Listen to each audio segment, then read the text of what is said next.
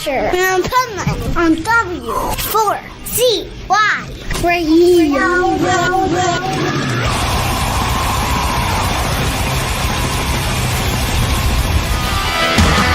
They call me Mr. Midnight, Honey Diamond, that's my name. The night time is the right time. This is Pipeman here on the Adventures of Pipeman W4CY Radio. I'm here with our next guest who, man, they have some killer music. We're going to talk about their new album.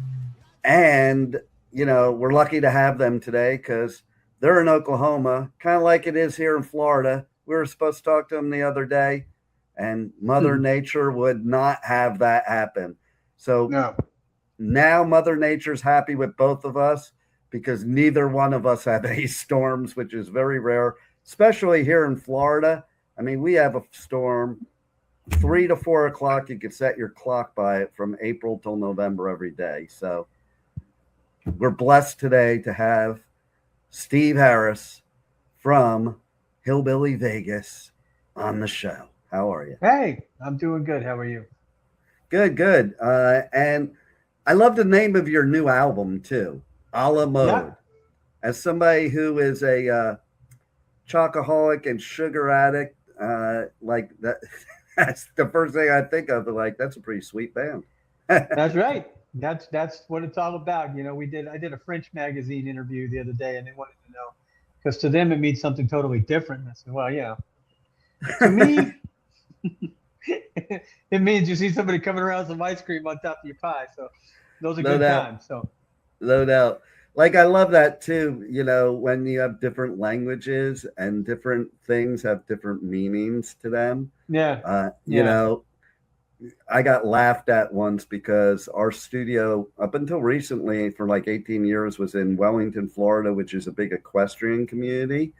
Mm-hmm. And we had somebody that did a show on our station. They were Argentinians, and they were talking about the whole equestrian stuff. And they would come into the studio, and they'd have like this green herb that they were doing stuff with. And I heard them talking, and I thought they said mota, which in Spanish, in Mexican Spanish, means pot. But really what they were saying was mate, which is this Argentinian herb that they make tea out of that they drink like all day long. So they were preparing this, and they laughed at me because I walked down like, you can't do that shit in the studio. You can't do that here. What, drink tea? Yeah. The language barrier is fun sometimes. I know, right? But you know what's cool about it is that there is really not much of a language barrier when it comes to music. Like, you go perform in these other countries, they don't speak a lick of English, but they can sing your lyrics right back to you, no problem. And I hear all American songs in the stores and restaurants and everywhere overseas. So, you know, it's wild. Listen to. It's wild too to me because, like, I do festivals all over the U.S., U.K., and Europe. And when I go to Europe to do festivals and I'm driving down the road, I feel like I'm back in the 80s. Yes. It's wonderful though, right? It's great. I mean, the fans are just rabid, you know, and it's amazing to experience that overseas. They just think of it a whole different way, you know. It's amazing for a few things, man. First of all, like, a lot, like, I was in the height of the Sunset Strip days in LA with all those bands, and a lot of the bands, they disappeared off the face of the earth, I thought, until I started doing the festivals in Europe. I'm like, holy shit, they've just been in Europe all this time. Oh, listen, I just did a festival. We just did a festival in Europe with Wasp and Lita Ford. Nice. So Lita Ford's been in our studio because she lives here in South Florida. Right. And Chris Holmes and I, and he's not in Wasp anymore, obviously. No, but we hung out with him in England just recently too. Chris is a good guy, he's a friend of ours. Yeah, I saw him for the first time in like 40 years at Hell's Heroes. And I used to hang out with him at the mall. Him and Mick Mars, we used to hang out at the mall. So hey, it is cool though, man. Like, and then when you go to these festivals over there, I always do like the dedication to these people. Like, people over here make all the complaints if their like campsite isn't the most plush thing in the world. And these people are walking for like 5 miles with all their camping gear just to set up a tent. I know. I love it. I love the way they react to music and the way they are about it. So loyal and everything. And of course, it has its challenges, obviously, but it's not the people. The people are great. But I will tell you, out of all the festivals I do, one of my favorite ones, especially the camping part, is Rocklahoma. Rocklahoma is right down the road from us. From where I'm at right now, it's about 90 minutes from me right now. Yeah, Rocklahoma. I've never been.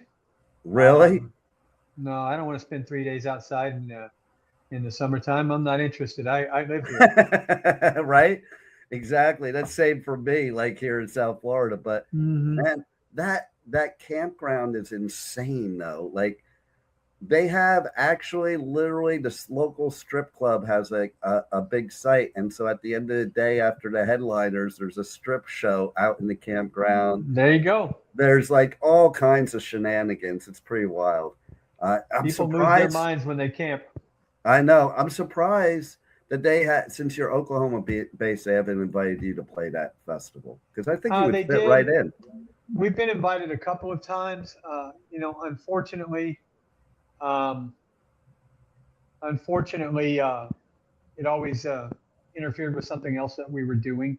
Yeah. And so it's just never worked for us. But yeah, we've been invited a couple of times, and I think the last time we were invited, we were actually out on tour with Ted Nugent. So nice. So we couldn't go back and do that. But yeah, it just a couple of times, just like the old South by Southwest, we missed that a couple of times because of scheduling as well. So we missed a couple of them, but we played most of them.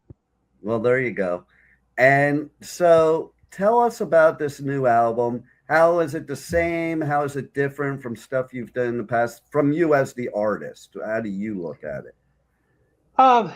I just look at it as a continuation. I don't look at it as any different than, one of my favorite things that was ever said in rock music is somebody was trying to be rude to Angus Young and said, AC/DC's made the same album 12 times.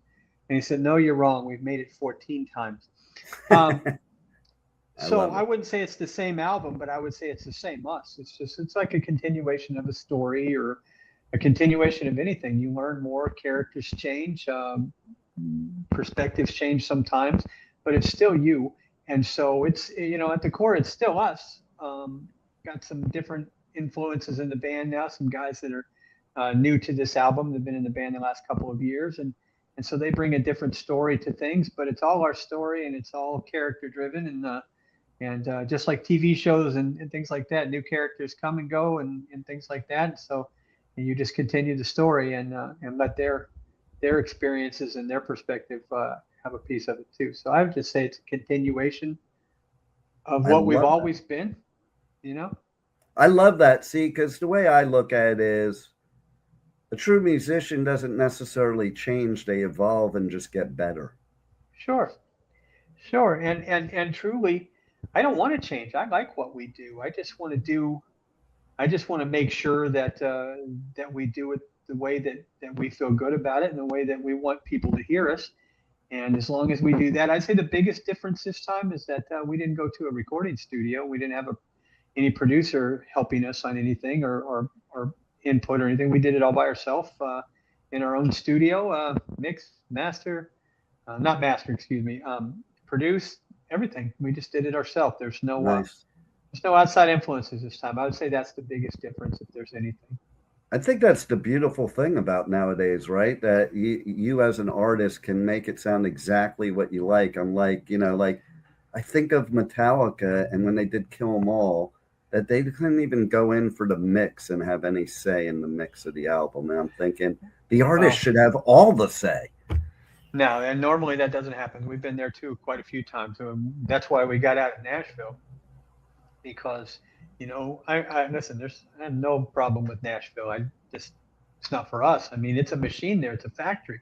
And there is, along that assembly line, there is jobs. There's writers, there's producers, there's engineers, there's studio musicians, and there's some guy at a label that tells you everything you're doing is wrong.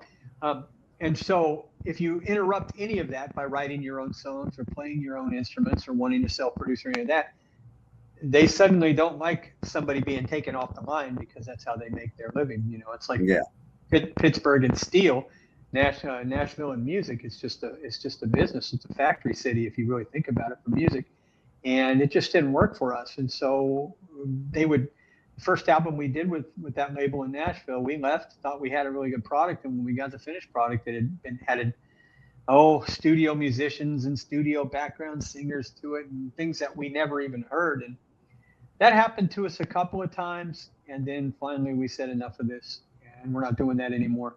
And oddly enough, we've had our biggest success since we got away from all that kind of stuff. I love hearing that, because we need true musicianship. It was getting away from that. I think it's starting to come back, people like yourself and other people that are taking a stand that like, hey, this is how I want my music to sound. And I think the artist should have that creative control. Well, sure. And if you listen to our album, everything is a first or second take. We didn't go any further than that on anything on the entire album. The rhythm section was recorded together live. My vocals are continuous vocals, all of them. There's not a vocal on there that went past 2 takes, and most first takes were just sound level takes. And we don't use auto-tune or any tricks or tracks or anything like that. It's how we are. And I know some of it sounds pretty smooth, but that's just what we made. But it was recorded that way. Even though it was done on Pro Tools, we recorded it as if we were using 2-inch tape by doing continuous takes instead of piecing words together here and there, and things like a lot of those guys do. A lot of times, especially vocally, they want you to sing it 5 perfect times, and then I'll pick out a word from each version to make up a sentence. And it feels so sterile and so not real anymore and created. And so I don't like doing that. So I didn't sing anything 5 times. In fact, I sang 5 songs. A total of 5 times would be 5 songs. Nice. To be honest with you. And if I hit a wrong note or something cracks in my voice, you know what? God must have wanted it that way. So I left. Well, I think about some of my favorite albums from the past, and there are definitely mistakes on there. Like even Zeppelin, that scream he does on the Presence album, that wasn't on purpose. He was in pain because he broke his leg in the accident, and he stood up. Well, listen, and the same band. How could Led Zeppelin be Led Zeppelin? Those albums be those albums without the squeak and John Bonham's pedal. Yeah. You know what I mean? Exactly. And we used to think everybody in the 70s put that wooden block in there. That was actually their metronome going back and forth, and they just left it in there, because now we take the click tracks out and all that kind of stuff. But I mean, that's all that stuff was, and it was natural, and you heard it like they wanted you to hear it. Those guys were champions going in there and recording that 2-inch tape, and you can't just punch in and out of everything and do the things that people do today. Now today somebody can sing 1 chorus and they'll plaster it on the song 5 times. And so you're not getting anything different in the song. You're getting the same exact performance 4 or 5 times through the song, because they just sing the chorus once and just paste them in, and listen, that's fine. People want to create music. They should create however they want. For us, that feels horrible to me. You know what I mean? Even with doing what I do, and when I'm doing voiceovers and stuff, if I do it like different takes that are pieced together, it doesn't sound right, because you have a different tonality. The tonality is different unless you're continuous. So I'll just keep going, and you cut out what you want to cut out, but I'm keeping going. Right. And I just think there's something to doing it the way that it was intended to be done. And there's nothing wrong with technology. You can still use technology and still do it the right way. No doubt. I mean, we try. That's what we try to do. We try to be as authentic about our music as we can, and it wasn't a budgetary thing, because we had unlimited studio time. We could have taken a year to record this thing if we wanted to, but we recorded it in 6 days. Oh man, that's amazing. That is the art of a true professional musician that could do that, for sure. So hats off to you. Well, thanks. I think unfortunately that's also code for you're getting old and you've learned some things, so you might as well use it now, right? There's this sweet spot when your brain and your body line up. When you're at your intellectual best and you're at your physical best, and there's a very, very short period of time when you're in that window, and so you have to take advantage of that when that happens, and that's happened for us lately, especially on this album. No doubt. So I also want to talk about, I like to talk about, artist passions outside of music. And I love that you make your own jewelry. Tell me about that. Well, I wouldn't say it's good enough to sell to anybody. I wouldn't want anybody inspecting it that close. I don't know, man. I like to have stuff that is just mine. I mean, you can go on Amazon and say turquoise bracelet. You get the same turquoise bracelet. And listen, there's nothing wrong with that. But I see so many guys out on the road wearing those same bracelets and the same things and the same concho things you see on Amazon or you see in the store or whatever. I don't know. I want to be different. So, I remember when I was in 7th grade, I took leather leather class, and I learned how to do that. I thought that was so cool. I made it 20 wallets, and some coasters, I think is what you make in there. But it just got me thinking about it. It's just creative. I like to make necklaces. I like to make my bracelets and my jewelry just because I like it to be original and look different. And to be honest with you, I end up giving away most of it over the course of a tour. Somebody will say, "Oh, wow, that's really cool," and I'll take it off and hand it to them. Nice. And so then I come home and I get to make a whole bunch more. And listen, it's partly selfish. I give a lot of things away, but I like it because I get to come home and make more. Then I don't have any excuse. I need more. And then those people, they love it because they have merch that you couldn't get anywhere. Yeah, and it's usually, I don't know, it's if I make a connection with somebody, through hearing their story or talking to them at a meet and greet, or sometimes it's backstage and some guy will, "Hey, I'm the promoter of this. It's so good to meet you. I love that thing you're wearing. Here, you can have it. Thanks for having us in it." So it's just something. My wife, she used to hide things from me, band memorabilia from me, because she said, "If I don't, you'll never have anything to show for this. You don't have anything left." But she gave up on that because I just told her, "Listen, I don't care about keeping stuff. I don't care. I would rather have the memory of seeing somebody smile when you give it to them or whatever. I'm not one that's going to, when I'm done doing this, going to be sharing it on Facebook. I used to look like this. I used to sound like this, when I'm 70 or 75 or whatever, trying to relive things. People might not even know I ever even did this when I'm done with it. You know what I mean?" Yeah, totally. I also love the fact that you work with military veterans, because we've done a lot with that on the station throughout the years. And my son's almost 20 in the military. And I think the vets need all the help they can get. So I want to hear a little bit about about the organization Operation Vet Now.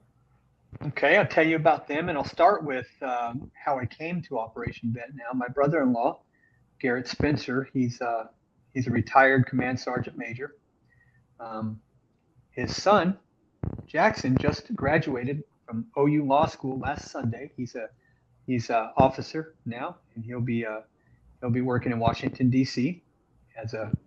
And I'd like to tell you where, but anyway, he's in the military and everything. And Garrett, when he retired, he met Tony at Operation Vet Now, and Garrett is on their board of directors, my brother-in-law. And I never met anybody that was a better soldier and a perfect example of a soldier than my brother-in-law. And now his son, they're both just amazing.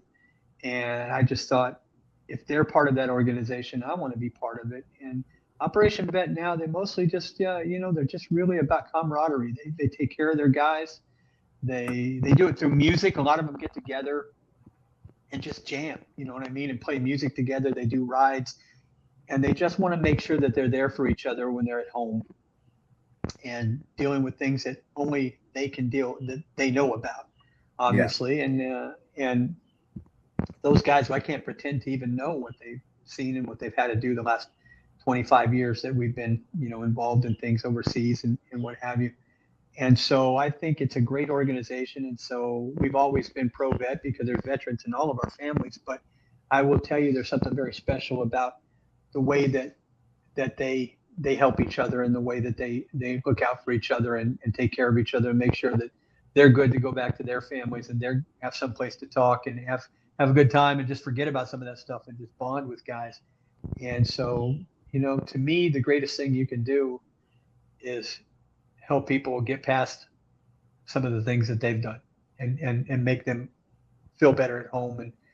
And so any small thing that we can do with Operation Vet Now, they always know that we're going to be there. I believe they're based up in Pennsylvania. And so they come to shows when we travel in the Northeast and things like that. And they're just a bunch of really good guys.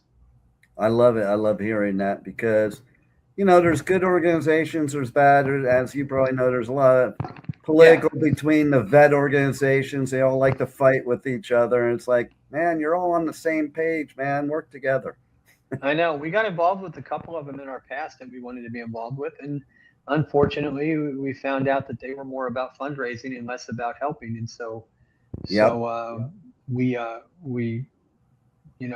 backed away from those things. And once we found the guys at Operation Vet Now, we knew they were genuine. We knew they were the real deal and that they really care and that they're in it for the right reasons. So that's our organization. Those are the guys we're going to work with and stick with. Nice. That's very cool. And, so I also want to talk real quick about Mr. Midnight. That's a badass song, by the way. Thank you. But you got Paul Rogers helping out with that. And that's pretty cool. I assume that happened because of your other new band members and their connection to him. Yes, partly. Geraldo's been in the band for 7 years.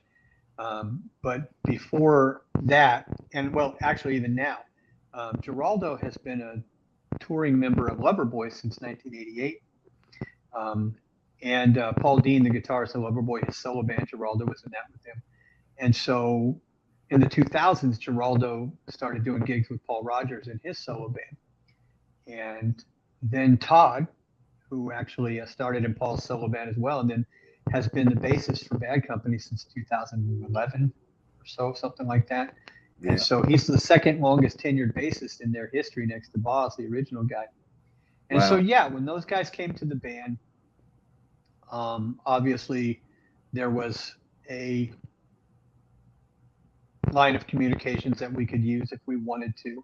We didn't take advantage of it really much because there was no reason to. But the other thing is we also share a manager with Bad Company and with Paul and David Spiro. And David's in the Rock and Roll Hall of Fame. He's Joe Walsh, Cat Stevens, and Dickie Betts, and I mean on and on. David's great. And so David and Paul have been business together for decades. And so Todd said, hey, I got this song that we were doing in rehearsal, getting ready for Midnight Rose, the album Paul just recently did a couple of years ago. And he said, this one kind of got lost in the shuffle and we didn't end up recording it. Just listen to it, tell me what you think of it. And he sent me an MP3 of a rehearsal recording that was made by a phone, and I'm listening to that thing and I'm going, my God. Paul Rogers doesn't even sound like a guy in a rehearsal room with a phone. He sounds like the guy on Rock and Roll Fantasy. He sounds like the guy I feel like making love.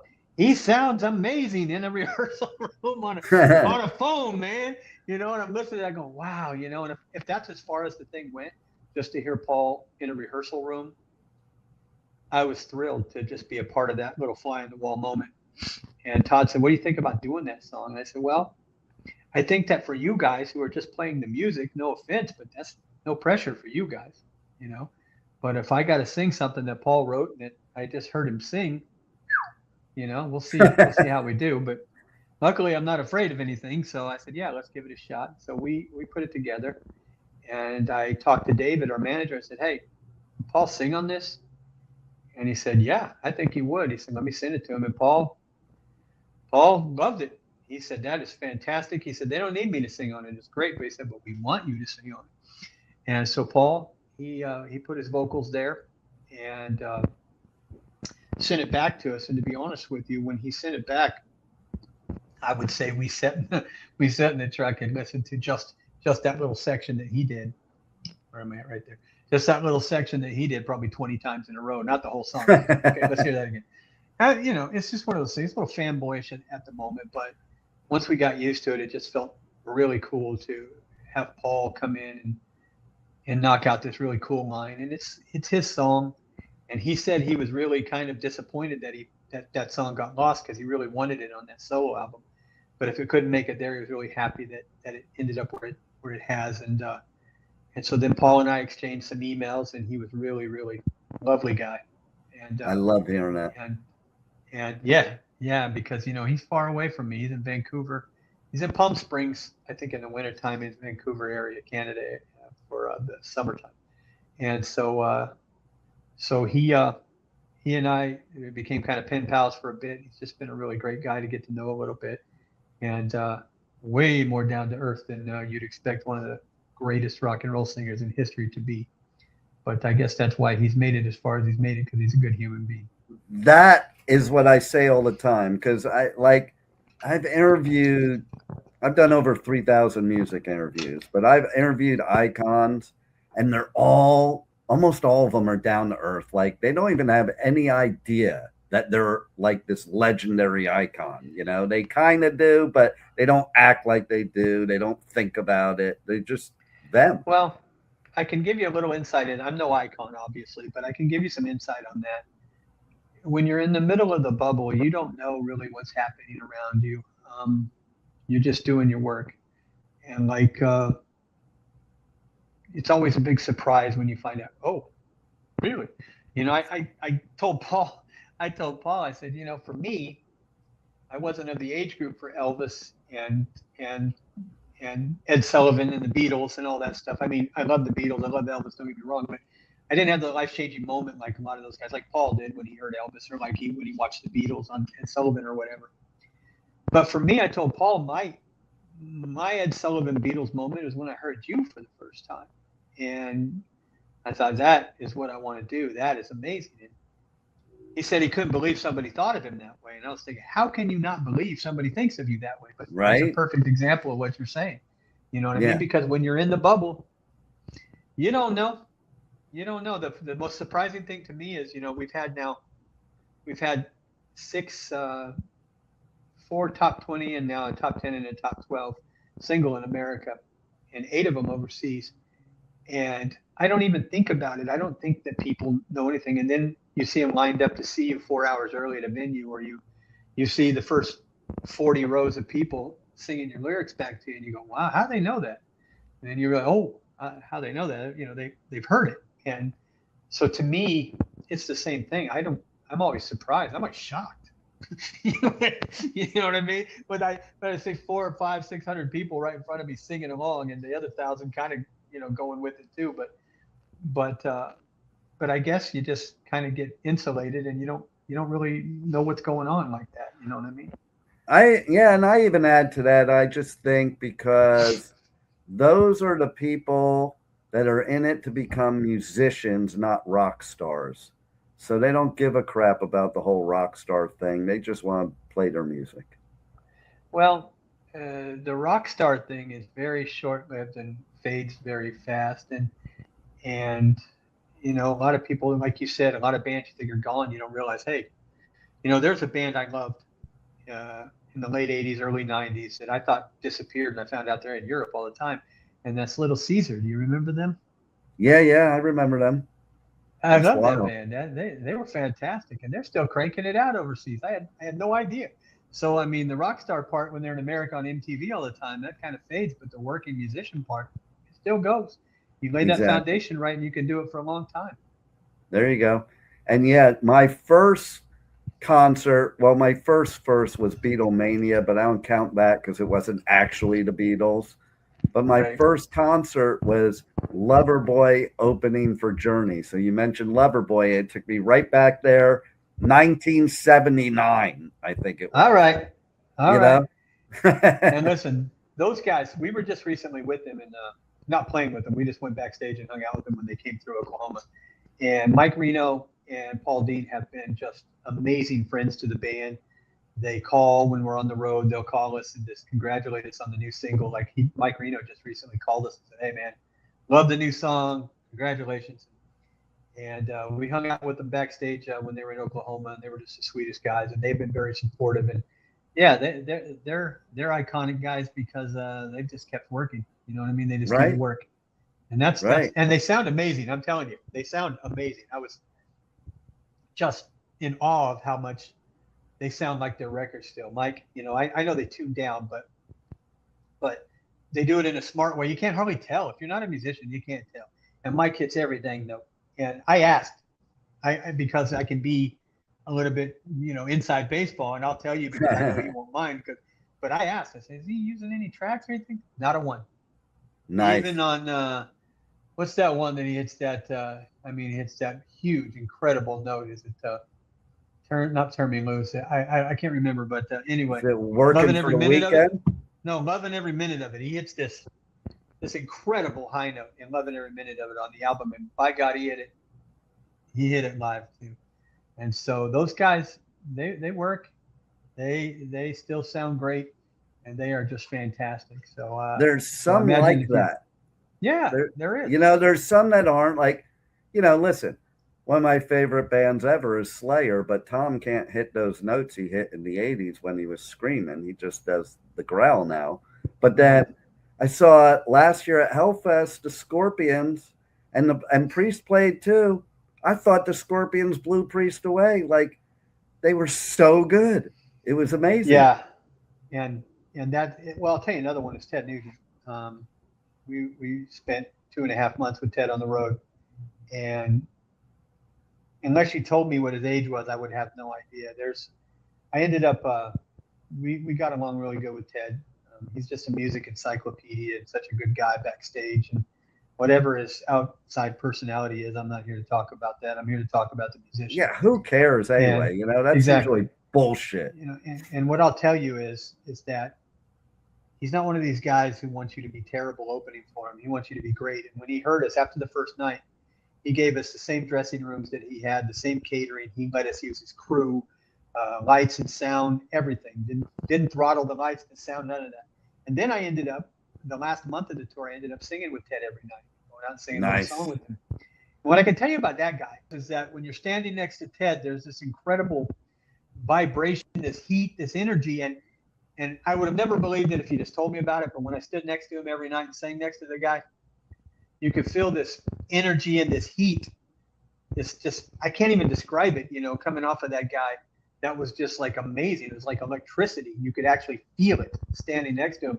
You know, he and I still shoulder to shoulder on singing. It's just like this voltage is going through you. The guy has such energy, and he whips into Stranglehold or Cat Scratch Fever. Or I was going to say, did you catch this Cat Scratch Fever when you were saying about the heat? That's exactly what I was thinking. That must be what it is. I don't know, but you felt this energy with him. You know what I mean? And it's just one of those amazing things. And listening to him play every night, and then I mentioned one night backstage, I said, man, you know, I love Dog Eat Dog.